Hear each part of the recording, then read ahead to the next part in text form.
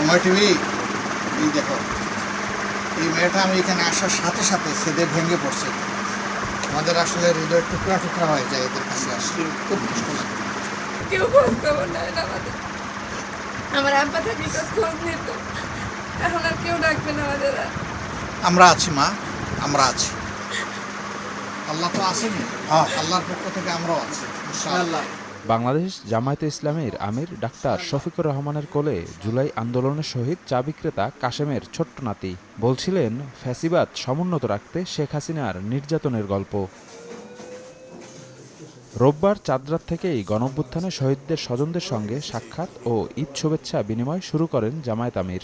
ঈদের দিনও যান একাধিক শহীদ পরিবারের কাছে, জানান জুলাই আন্দোলনে ভূমিকা রাখা সকলের কাছে ঋণী জামায়াত ইসলামী। আমরা তাদের রক্তের সাথে বেইমানি করতে পারবো না। তাদের রক্তের কাছে আমরা ঋণী, তাদের জীবনের কাছে আমরা ঋণী। এই ঋণটাই শুধু পরিশোধ করার চেষ্টা করছি, অন্য কিচ্ছু না।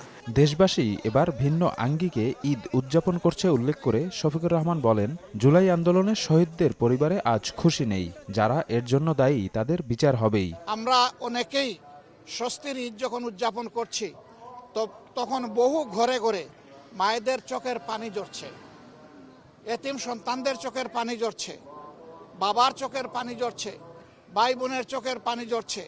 এই পানিগুলা কেন ঝরছে আমরা সবাই জানি। যারা এ অপকর্ম করেছে আল্লাহ তাদেরকে হেদায়েত দান করুন। তবে এটা ঠিক, যারা খুনের দায়ে খুনি তাদের বিচার অবশ্যই হতে হবে।